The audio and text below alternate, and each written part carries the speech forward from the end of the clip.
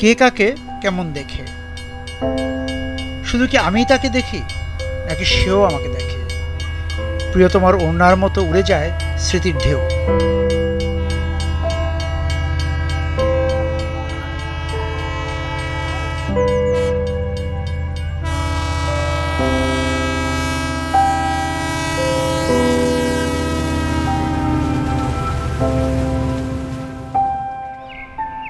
তার কাছে কতবার এসেছি, সে কতবার পেয়েছে আমাকে।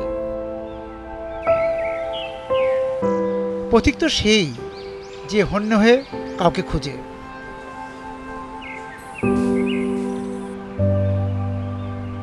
কাকে খুঁজতে পথে নামা। গোলকের সুন্দরতম এই স্টেশনে কারো আমার অপেক্ষায় থাকার কথা ছিল?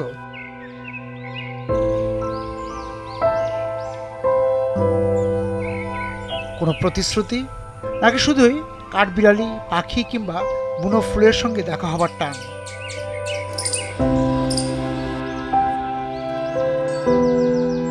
তবে এই যে স্টেশন পাকশি, তার কাছে কেন ফিরে আসা বারবার? এসেছি আগেও, আসবো আবারও, আলতো ভোরে, গনগনে কোনো দুপুরে কিংবা অবিশ্বাস্য কোনো রাতে।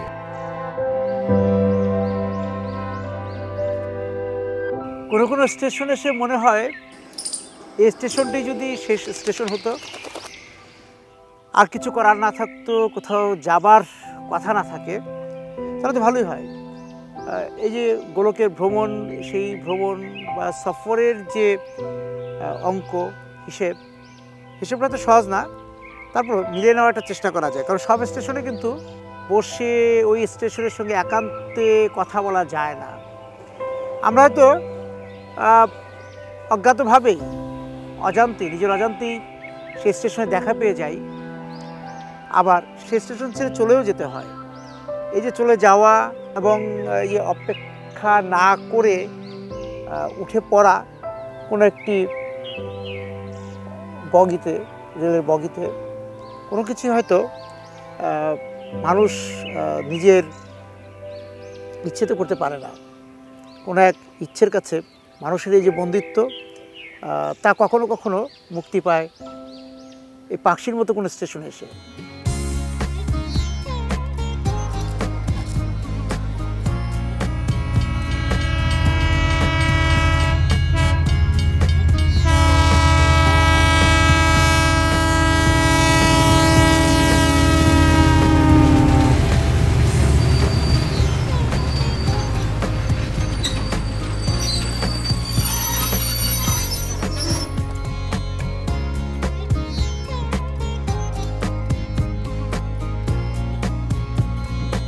কোথা থেকে কোথায় যান? আমরা রাজশাহী থেকে ফরিদপুর ভাঙ্গা। সবসময় যাতায়াত করি। স্টেশন কিরকম লাগে আপনার? ভালো লাগে, খুব ভালো। যে একটু থেমে থাকা, একটু অপেক্ষা করা, স্টেশনে নামে একটু ঘোরাফেরা তো আরামই লাগে, ভালোই লাগে। ভালো লাগে। স্টেশনে বসে থাকতে ইচ্ছে করে? অবশ্যই। কিন্তু বসা হয় না? বসবো কখন, গাড়ি ছেড়ে দেয়। কিন্তু মানে কখনো কখনো মনে হয় একটু বসে থাকি। কোন স্টেশন সবচেয়ে বেশি ভালো লাগে আপনার? সবচেয়ে ভালো লাগে এই স্টেশনই ভালো লাগে। পাকশি। কিন্তু এখানে তো কখনো থামা হয় না, কিন্তু ইচ্ছে থাকা সত্ত্বেও ব্যস্ততা নামতে পারেন না।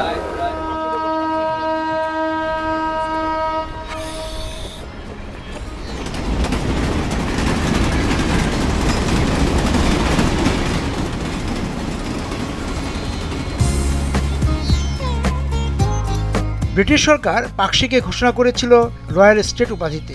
সেই সময়ের সারাঘাট বা পাকশির গোড়াপত্তন ঘটে ব্রিটিশদের হাতেই। 1874 সালে northern Bengal state railway company ঈশ্বরদীর সারাঘাট থেকে শিলিগুড়ি পর্যন্ত রেলপথ নির্মাণ কাজ শুরু করে। পদ্মার উত্তর পাড়ে নির্মিত হয় সারাঘাট রেল স্টেশন। সে সময় দামোগদিয়া থেকে সারাঘাট বা পাকশি পর্যন্ত নদী পারাপারের জন্য রেলওয়ে পরিচালিত স্টিমারের ব্যবস্থা ছিল, যেগুলোতে মানুষ পার হতো। ছিল রেল ফেরিও। ফেরি পারাপারের দুর্ভোগ ঘোচাতে খরস্রোতা পদ্মার উপর 1915 সালে নির্মিত হয় হার্নিজ ব্রিজ। 1.8 কিলোমিটার দীর্ঘ সেতুটি নকশা করেছিলেন বিখ্যাত ব্রিটিশ প্রকৌশলী রবার্ট গেলস। ব্রিজটির নামকরণ হয় তৎকালীন ভারতের ভাইসরয় লর্ড হার্ডিজের নামে। হার্ডিজ ব্রিজের উপর থেকেই দেখছিলাম পদ্মার দ্রুতলয়ে ছুটে চলা। ব্রিজের নিচে জেলে সম্প্রদায়ের ব্যস্ততাও চোখে পড়ছিল।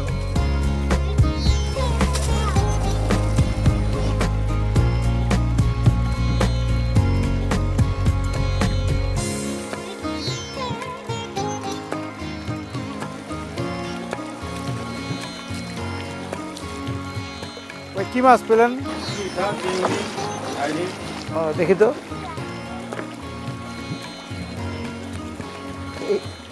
দেশি চিংড়ি।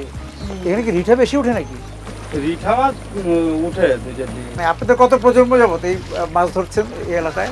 ধরুন কি বাপ দাদা এখানে ধরুন কি ব্রিজের কামে আইছিল। আচ্ছা, হাটিং ব্রিজের কামে আপনার বিহার থেকে নিয়ে আইছিল। ও আপনার বিহার থেকে আসা? আচ্ছা, আমার পুরোপুরি বিহার থেকে না স্যার। আচ্ছা, এই ব্রিজ তৈরি করতে এসেছিল। হ্যাঁ। তারপর এই ব্রিজ তৈরি করার পরে ধরুন কি এই মাছ মারার পর সঙ্গে আসার পরে পদ্মা পেলেন। হ্যাঁ, তারপরে মাছ ধরা শুরু করলেন। আচ্ছা, তাহলে আপনার বাবার দাদারা এসেছিল ব্রিজ তৈরি করতে? হ্যাঁ, ব্রিজ তৈরি করা।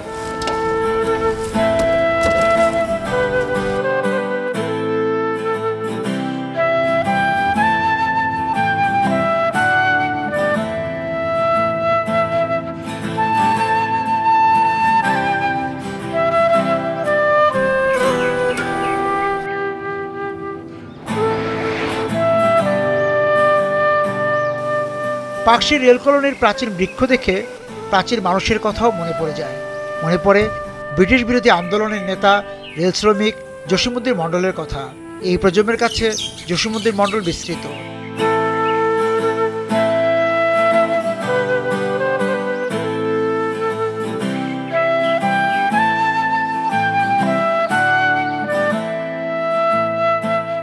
ভালো আছেন?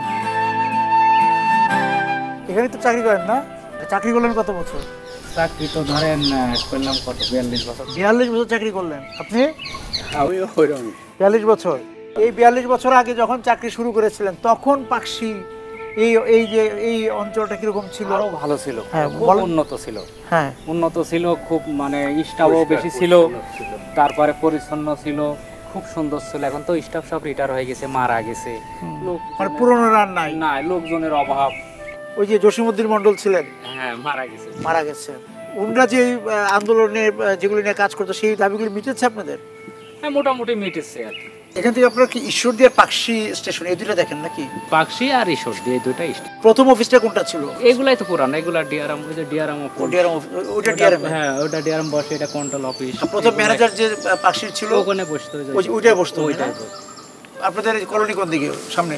হ্যাঁ, ওইদিকে কলোনি আছে, এইদিকে আছে, সব দিকে কলোনি।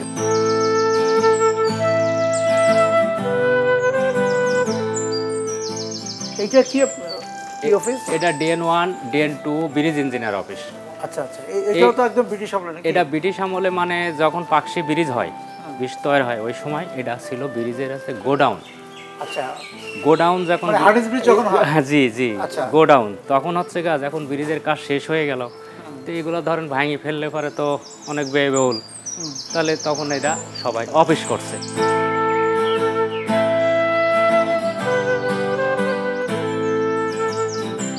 রেলওয়ে কলোনিতে পুরনো বাসিন্দারাও এখন বিরল।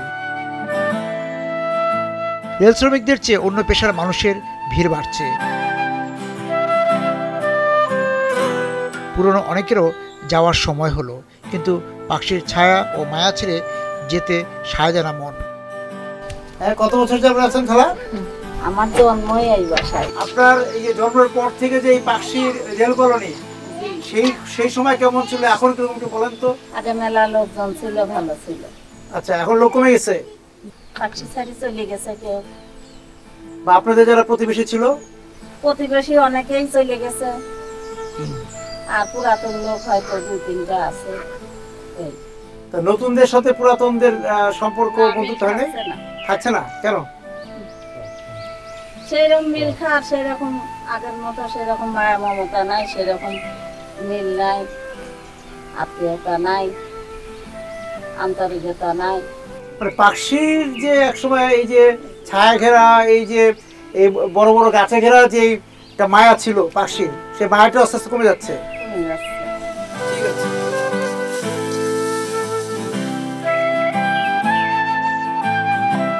পাকশির লাল ইটের বাড়ি, প্রবীণ বৃক্ষ, রেল, স্কুল দেখতে দেখতে মনে হয় কখন যেন সঙ্গী হয়ে গেছেন কবি শঙ্খ ঘোষ। এখানকার সরকারি চন্দ্রপ্রভা বিদ্যাপীঠের শিক্ষার্থী ছিলেন কবি।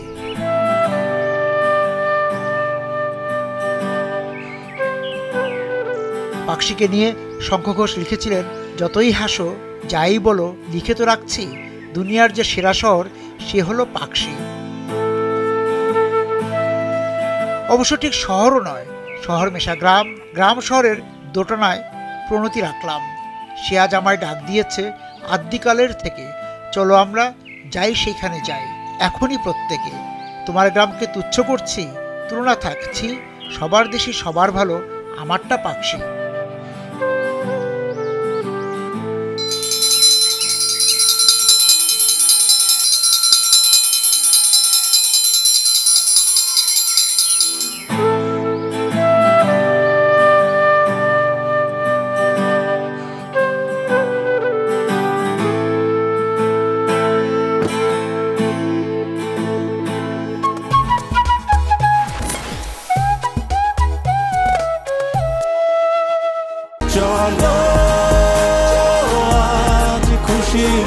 চল্লিশ বছর ধরে অসংখ্য খুশির মিছিলে ছিল আইডিএলসি, থাকবে আগামীতেও।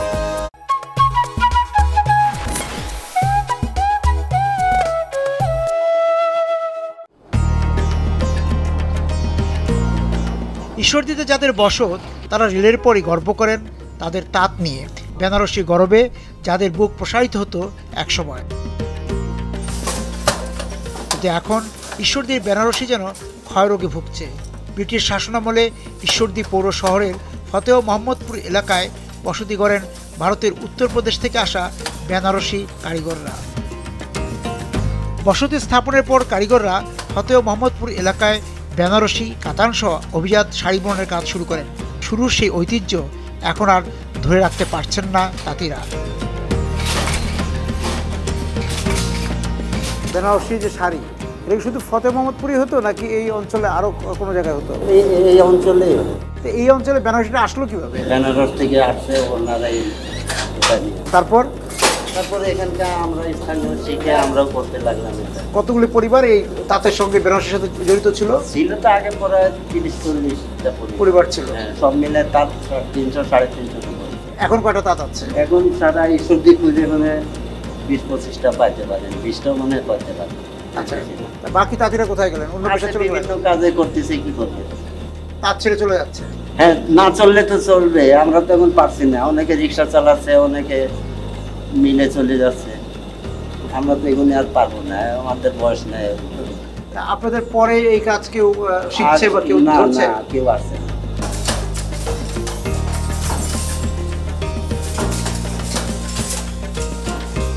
সবাই তো মানে দুঃখের খবর বললো যে তাঁত বাড়ি উঠে গেছে, তাঁতগুলি সবাই ছেড়ে দিচ্ছে। এখন আমরা অন্য কোনো কাজ করতে পারছি না দেখে এটারই টিকে আছি। তা আপনার কয়টা তাঁত ছিল? আমার 4টা ছিল। 4টা ছিল, এখন? আমার এখন একটাও নাই। একটাও নাই? এখন অন্যজনের কাজ করতে। কেন ছেড়ে দিলেন? কেন ছেড়ে দিলাম? বন্ধ হয়ে গেছে, তাঁত শেষ।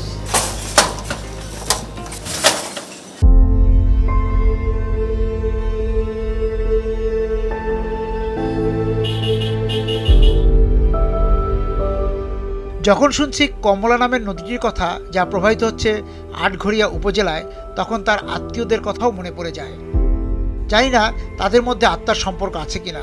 দক্ষিণ আফ্রিকার দীর্ঘতম নদী অরেঞ্জ, নেপালের চুলিয়া পর্বতের কমলা নদী, জলের সঙ্গে জলের আত্মীয়তা হয়তো মেঘের সূত্রে গাথা, কিন্তু আটঘরিয়াতে এসে যে কমলা নদীর সঙ্গে পরিচয় হলো, সে যেন নীল অন্ধকারের এক নদী।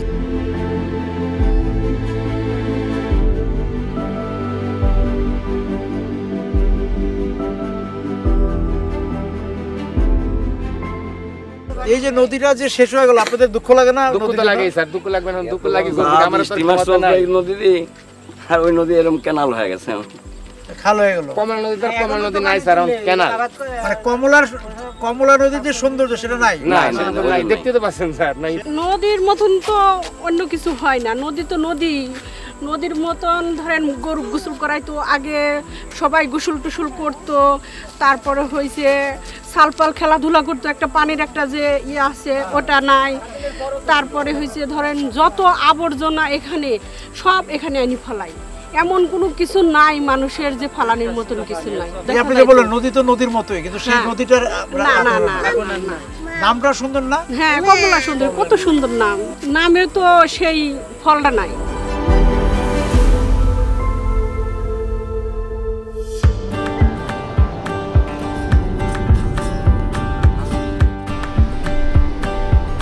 উড়ছে না উড়োজাহাজ ঈশ্বরদীতে, তবে ইথারে ফিসফিস আবারও রানওয়েতে নামবে বিমান, দেবে উড়াল।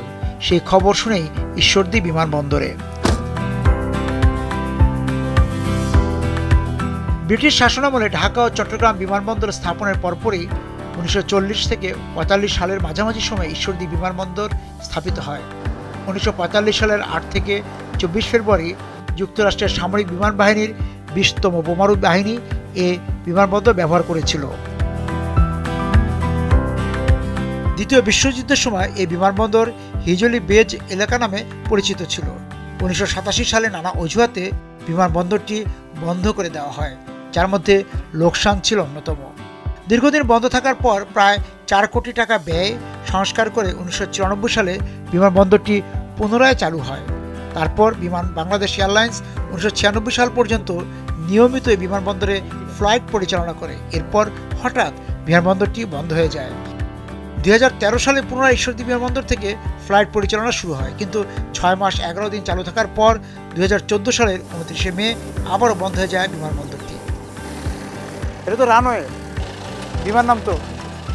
আপনি বিমান নামতে দেখছেন কখনো? 10টার দিকে একটা প্লেন নাম, আচ্ছা অনেক আগে, তারপরে থেকে যে হেলিকপ্টার পরে এখানে মাঝে মধ্যে 10টার সময় যে বিমানটা নামতো, এটা কোথা থেকে আসতো? আসতো ঢাকা থেকে আসতো, এসে যাত্রী নিয়ে চলে যেত। আর রাজশাহীর মানুষও কি এখান থেকে এসে বিমানে যেত নাকি? রাজশাহীর প্যাসেঞ্জার এখানে আসতে, পরে যখন রাজশাহীতে বিমানবন্দর হলো তখন আবার রাজশাহী চলে গেল। তখন এই বিমানবন্দরটা বন্ধ হয়ে গেল, পরিত্যক্ত হয়, বন্ধ হয়ে গেল।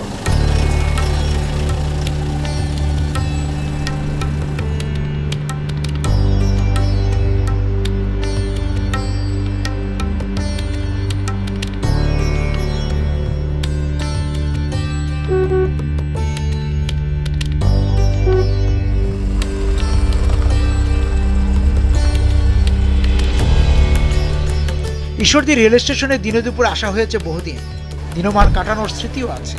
এখনো কত মুখ সেলুলয়েডের মতো এসে জড়ো হচ্ছে সামনে, রাতের অভিজ্ঞতাও আছে। তবে আজ কেন যেন নির্জন ঈশ্বরদী স্টেশনকে দেখার স্বাদ হলো আরেকবার। হাড়িদি ব্রিজটি 1915 সালে চালু হয়। সেতুটির উত্তর ও দক্ষিণাঞ্চলের সঙ্গে যোগাযোগ স্থাপনের জন্য ঈশ্বরদী রেলওয়ে জংশন স্থাপিত হয়। 2 কিলোমিটার দীর্ঘ ইয়ার্ড ও স্টেশনটিতে 17টি রেল লাইন স্থাপন করা হয়। এখন চারদিকে সড়ক ও নতুন রেলপথ তৈরির হুড়োহুড়িতে ব্যস্ততা কমেছে ঈশ্বরদী জংশনে।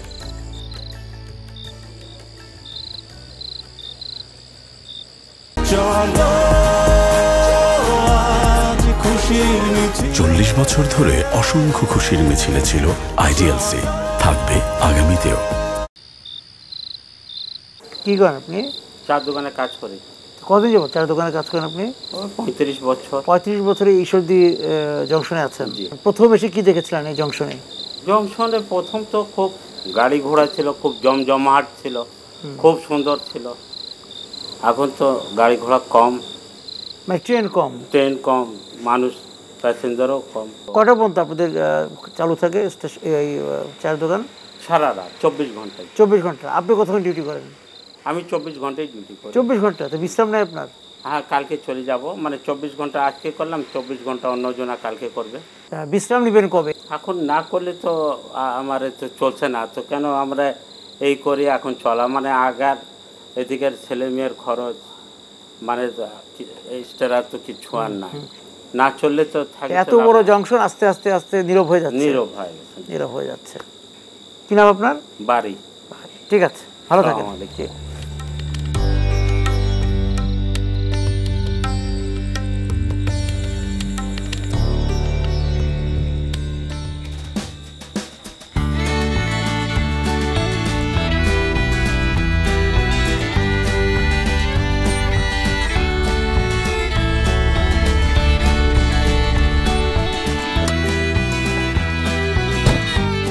সবুজে ঘেরা ঈশ্বরদীর পাকশি সংলগ্ন রূপপুর এখন আলোকিত। দেশকে নিরবিচ্ছিন্ন আলোর লোভ দেখানো রূপপুর পারমাণবিক বিদ্যুৎ কেন্দ্র স্থাপনের কাজ শুরুর পর থেকেই পাল্টে যাচ্ছে এখানকার দৃশ্যপট।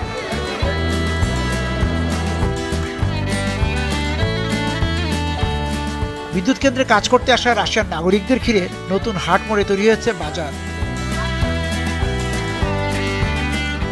রাশিয়ার নাগরিকদের চাহিদা মেটানোর জন্যই এখানকার সকল আয়োজন।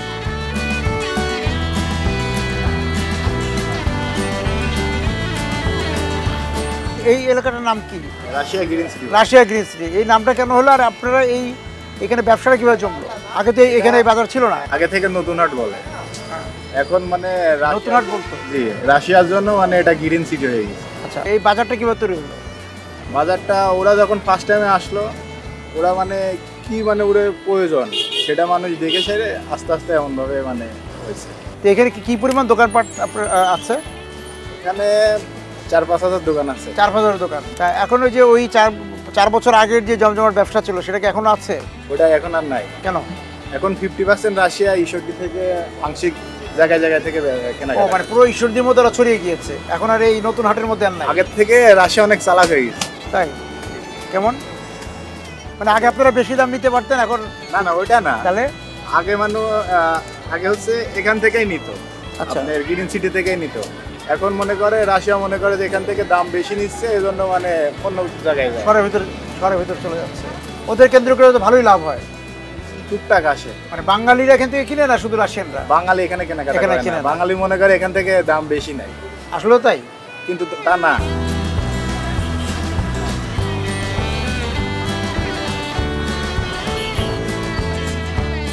রাশিয়া ভাষায় কথা বলতে পারেন? আমরা যেমন হ্যালো বলি, ওরা এসে আমাদেরকে পিবিএ দেয়। আর কাকজেলা মানে কেমন আছে, আমরা উত্তর দেই খারাপ। হ্যাঁ, ওরা জিজ্ঞেস করে না যেটা ভালো না মিষ্টি, সেটা কিভাবে জিজ্ঞেস করে? ওরা বলে সুইট মানে মিষ্টি, আমরা বলি দা সুইট। তুমি কি নিবে এইটাকে কিভাবে জিজ্ঞেস করে? কি না দা। ওরা এখন বাংলা পারে?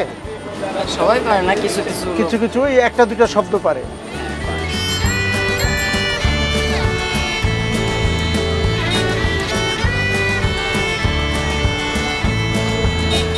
এটার দাম কত, কেমন? আপনি উত্তর কি দেন?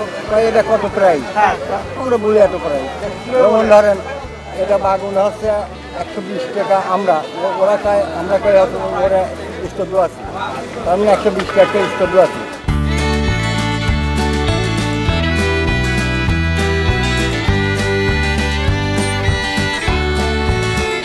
ওদের খাবারের রুচি, ওরা কি খাবার পছন্দ করে, আমাদের দেশের কি খাবার পছন্দ করে? ওরা আমাদের বেসিক্যালি আপনার ফুডটা কমই পছন্দ করে, বাংলাদেশি খাবার। ওরা বাইরের দেশেরই খাবারগুলো পছন্দ করে, রাশিয়ান স্যুপ, সালাদ এগুলো পছন্দ করে। সালাদটা ওরা বেশি খায়? সালাদ আপনার স্যুপ আছে, সালাদ এগুলো বেশি। আমাদের দেশি খাবার, মাছ বা এই জাতীয় খাবার এগুলো আপনার মাঝে মাঝে কম, মাঝে মাঝে খায়। বা ওই যে কাবাব আইটেম ওরা মোটামুটি পছন্দ করে। গ্রিল আইটেম আছে, গ্রিল নান, এগুলো অনেক পছন্দ করে। সাদা ভাত সাথে আপনার হচ্ছে আমাদের বিফ কারি বলে একটা আইটেম আছে, বিফ কড়া যেটা আমরা বলে থাকি, সেটা তাদের কাছে খুব মজাদার। মানে বাংলাদেশের মাছ пробовал. Семги, дори, креветка еще. Не помню, но дори хорошая, да, дори вкусная рыба. দড়ি ফিশ বলে একটা মানে ফিশ আছে, মাছ আছে, এটা খুব মজাদার। পরিবার নিয়ে থাকে? Здесь это family. Семья? Да. Семья дома у меня. Дома. কিছু কিছু মানুষের আছে আর কি, সবার নাই। আর মানে এখানকার মানুষের সঙ্গে কি মানে বন্ধুর মতো চলাফেরা করছে? হ্যাঁ, তারা বললো কি একটু আগে তো আমি মানে এই ব্যাপারে জিজ্ঞাসা করছিলাম, তো বলতেছে না বাংলাদেশের মানুষটা খুব বন্ধুসুলভ। আর বাংলাদেশের আবহাওয়া? বাংলাদেশ weather. Много дождей, слишком много дождей. Я ничего понять не могу. Вот они закончились, сезон дождей закончился вроде как. বলতেছে আপনার এই সময়ে মানে বাংলাদেশের গরমটাই তাদের কাছে খুব কষ্টদায়ক, বাদ বাকি সময়টা মানে ঠিক আছে।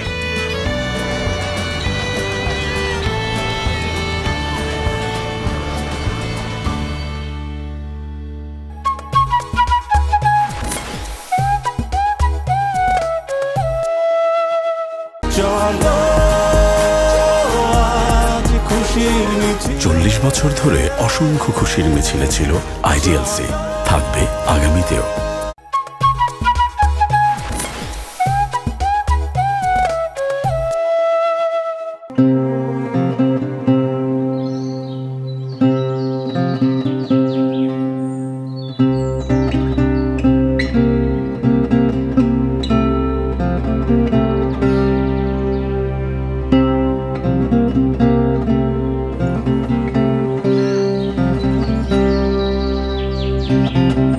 পাবনা নিয়ে ভাবতে গেলেই চলে আসে ইছামতি নদী, রূপকথা সিনেমা হল, আইন কলেজ, এডওয়ার্ড কলেজের নাম।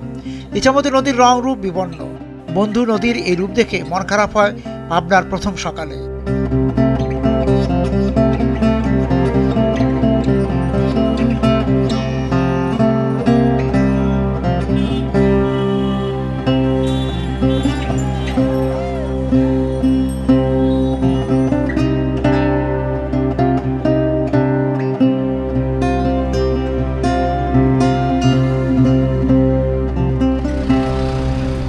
মন ভালো করার উৎস খুঁজতে মিষ্টির দিকেই হাত পাততে হলো।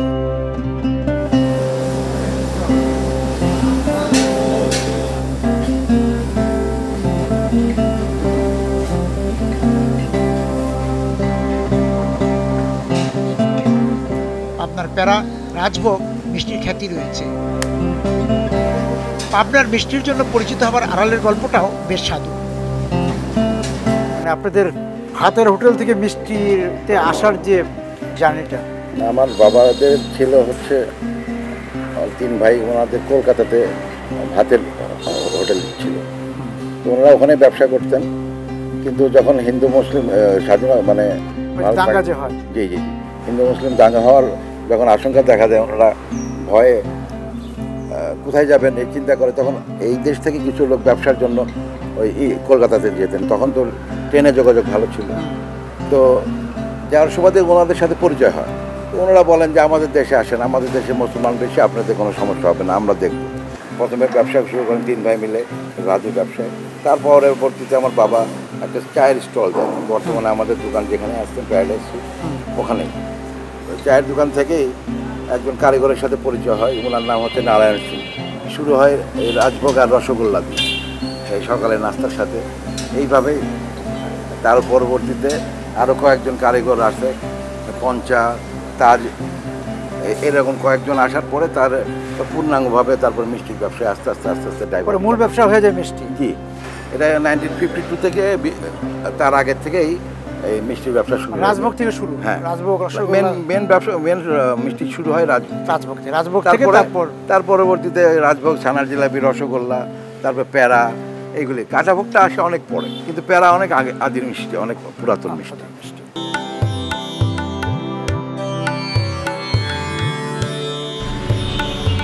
মিষ্টিমুখ করে আমরা আরেক মিষ্টিমুখ দেখতে আসি।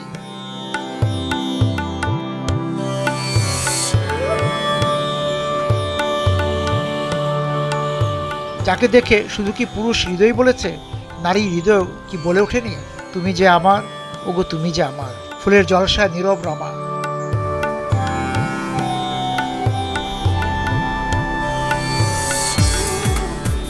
যত দেখি আজও পলক পড়ে না, হারানো সুরের রমা, সপ্তপদীর রিনা ব্রাউন।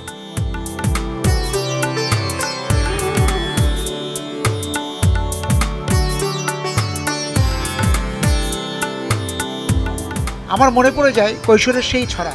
আকাশ থেকে নেমে এলো ছোট্ট একটা প্লেন, সেই প্লেনে বসেছিল লাল টুকটুকে মেম। মেমকে আমি জিজ্ঞেস করলাম, হোয়াট ইজ ইয়োর নেম? মেম বলল, my name is Suchitra Sen.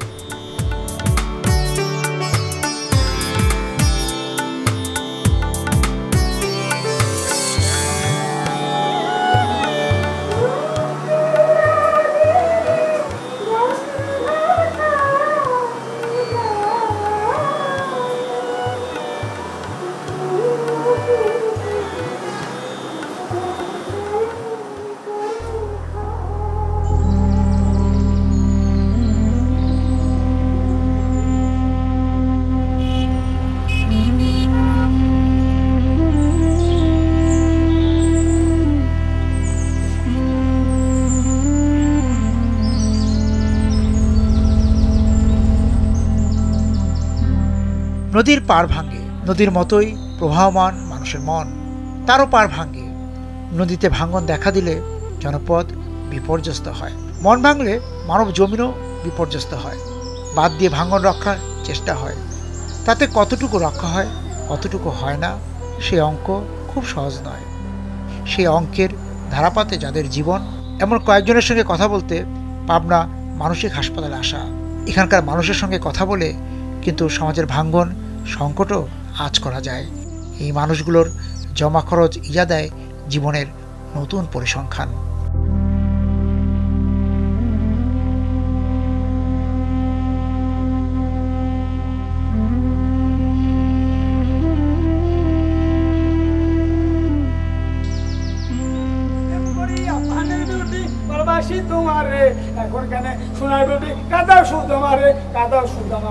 আপনি কি বিউটির সাথে প্রেম করতেন? কোন বয়সে? 98 সালে। 98 সালে? ক্লাস 10 থেকে। হ্যাঁ, ক্লাস 10 থেকে। ক্লাস 10 থেকে বিয়ে করছিলাম। ও বিয়ে করছিলেন? আমার বাবা মা ছিল না। ও মানে নাই বাড়ি কই আপনার? সাথে পড়া। ও সাথিয়া। সাথে ধরা পড়া। ও বিউটি কোন ক্লাসে পড়তো? 10 এ। আর আপনি? 10 এ। ও একই সঙ্গে পড়তেন? 98 সালে কথা। বলতে পারো পানির বিউটি আমি ভুলি নাই, মরণকালে বিউটি তোমার দেখা পাই, যদি না পাই তোমারে আমি যাব মরিয়ে, যদি না পাই তোমারে বিউটি যাব মরিয়ে, যদি না পাই তোমারে বিউটি। বিউটি কোথায় এখন? মারা গেছে।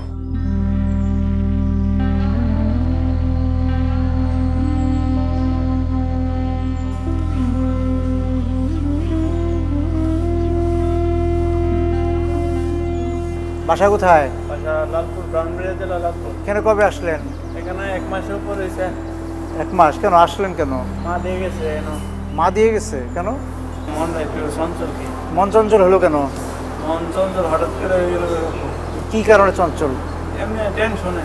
কিসের টেনশন আপনার? পৃথিবী নিয়ে এত টেনশন কেন?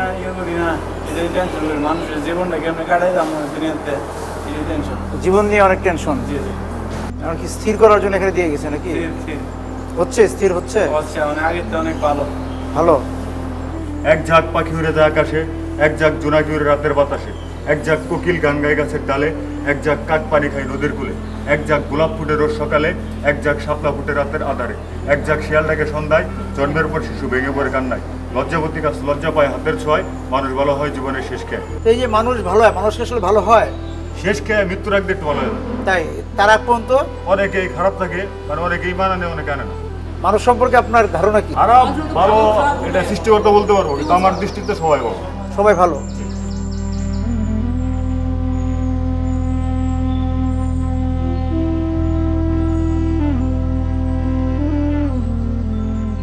এই ওয়ার্ডে হচ্ছে নতুনদের আনা হয়, তাই তো? নতুন, একেবারে নিউ পেশেন্ট, একদম নতুনদের। আবার অনেকে আছে যে একাধিকবার এসে গিয়েছে। তা কি ধরনের রোগী আসলে আসে বা কি ধরনের মানুষ? সেটা আসলে অ্যাগ্রেসিভ পেশেন্টগুলো এখানে বেশি গুরুত্বই দেওয়া হয় বলতে গেলে, কারণ বাসায় ওনাদেরকে রাখা পসিবল হয় না। ওনারা আসলে বেশিরভাগ নিরুপায় হয়ে আমাদের কাছে আসে। এমনকি যারা মানে বাসায় ওরা মারধর করে, তারপরে খাবার খেতে চায় না, বাসা থেকে পালায় যায়, তারপরে হচ্ছে বিভিন্ন রকম সোশ্যাল একটা টেন্ডেন্সি আছে। কারণটা কি? তাতে মানে কি কারণে তারা অসুস্থ হয়? বিভিন্ন কারণ থাকতে পারে। একটা কারণ হচ্ছে সোশ্যাল নেগলিজেন্সি থাকতে পারে, অবহেলা। হ্যাঁ, ওদেরকে বেশিরভাগ ক্ষেত্রেই অবহেলা করা। আরেকটা একটা বড় কজ হচ্ছে নেশাগ্রস্ত যারা থাকে। নেশাগ্রস্ত হইলেই দেখা যায় যে এরকম সাইকিয়াট্রিক একটা প্রবলেম হয়েই যাবে। ইন্টারনাল কোনো ডিজিজ থাকতে পারে যেগুলো আইডেন্টিফাই হয়নি ছোটবেলায় গুরুত্ব দেয়নি হয়তো বাবা মামা, সেগুলো থেকেও আসে। ছুটি হচ্ছে আমাদের 2 মাস এখন রাখা হয়, 60 দিন আর কি, 60 দিন হিসেবে রাখা হয়। আর পেইং বেড একটা আছে যেখানে মাদকাসক্ত রোগীগুলো রাখা হয়, ওখানে 1 মাস থাকতে পারে।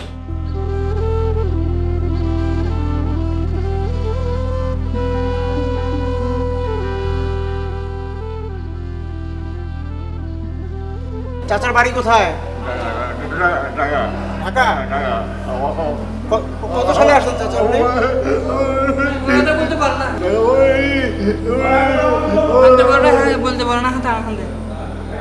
না। এই পরিবারে কেউ আসে না? পরিবার কে আসে না? ঢাকা পল্লবী, ঢাকা। ও, ঢাকার পল্লবীতে বাসা। 96 সাল থেকে এভাবে আছে, কেউ নাই না? বলতে পারে না, কাজে না, বলতে পারে। কি নাম ওনার? সাইদ সাহেব।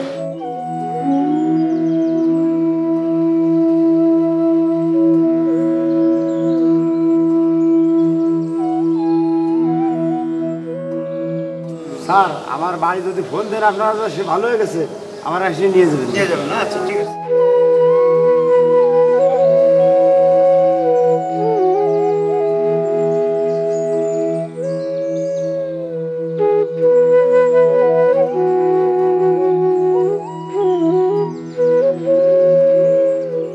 যাদের সঙ্গে কথা হলো তারা বেশিরভাগই নিজেদেরকে বললেন যে তারা ভালো আছেন। আবার তাদের মধ্যে কেউ কেউ একে অপরকে বলছেন যে তাদের সমস্যার কথা, তারা সুস্থ নন, সে কথাটাও বললেন। একটা আমাদের মতোই, আমরা যেমন কত কিছুই তো এড়িয়ে যাই, কত সংকট লুকোতে চাই, সেরকমই এই যে আমরা যেই চার দেয়ালের মধ্যে আছি, যে এই প্রাচীরের ভিতরে আছি, সেই মানসিক হাসপাতালের যে সংকট, এখানকার মানুষের যে সংকটের কথা শুনলাম, তাদের জীবনের যে গল্পের কথা শুনলাম, এই গল্প নিয়ে আমরা অনেকেই তো আবার এই প্রাচীরের বাইরে আছি। কি মনে হয় যে আমরা সবাই মনে হয় একটি মানসিক হাসপাতালেই বসবাস করছি?